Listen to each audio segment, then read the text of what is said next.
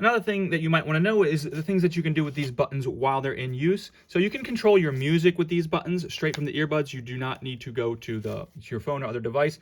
A single tap on either the left or the right button while audio is playing will pause that button, will pause that audio, and then a single tap on either button will then resume that audio play.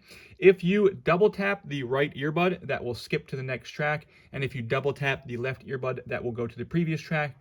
And if you press and hold the right earbud, this will increase the volume, and pressing and holding the left earbud will decrease the volume. Also, if you triple press either of these, it will activate Siri or what other voice assistant you use.